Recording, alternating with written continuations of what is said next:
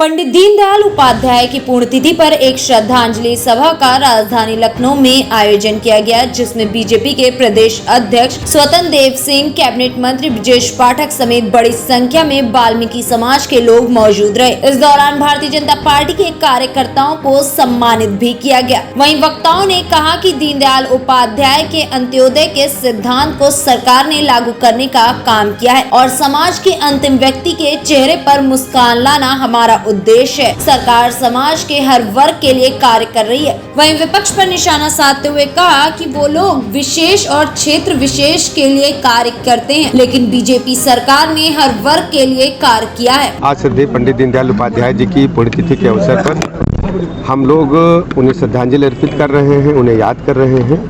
उन्होंने भारत में नहीं, पूरी दुनिया में एक ऐसे सिद्धांत को प्रतिपादित किया जिसको हम सब एकात्म मानववाद के रूप में जानते हैं। अंत्योदय जो उसकी विचारधारा थी उसको लागू किया।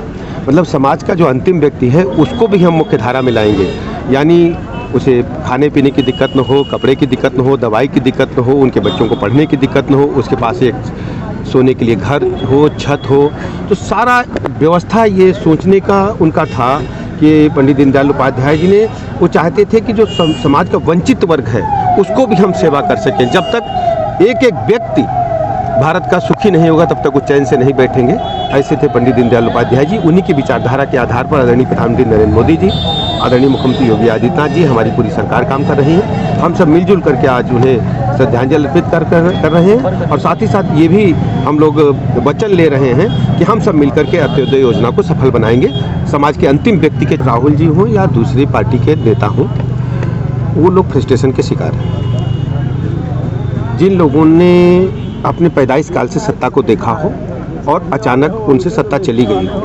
कांग्रेस पार्टी ने इस देश में कई दशक राज किया है। उस राजपाट को देख करके जनता ने उन्हें किनारे लगा दिया। कांग्रेस पार्टी या दूसरे राजनीतिक दल जब सत्ता में होते तो अपने परिवार को आगे बढ़ाने का काम करते हैं। भारतीय जनता पार्टी में कार्यकर्ता आम जनता को लेकर के साथ बढ़ते हैं। पूरा भारत आगे बढ़ता है, पूरा प्रदेश आगे बढ़ता है। आपको उदाहरण के मैं कहना चाहता हूं, पहले प्रदेश में जब समाजवादी पार्टी की सरकार थी तो केवल 4-5 जिलों में बिजली मिलती थी। आज पूरे प्रदेश के 75 जनपद में बराबर बिजली मिल रही है। सबसे बड़ा उदाहरण है। कभी बैठेंगे तो हम एक एक व्यक्ति को एक एक वस्तु के बारे में, एक एक चीज के बारे में बता सकते हैं कि वास्तव में समाजवादी पार्टी और दूसरे राजनीतिक दल और भारतीय जनता पार्टी में क्या अंतर है। जो विपक्षी दल हैं उनको इनका प्रकारण अपनी खींच मिटाने के लिए ईवीएम पर दोष देते हैं। जब जीत जाते हैं तो ईवीएम के बारे में कुछ नहीं बोलते, जब हारते हैं तभी कहते हैं। धन्यवाद।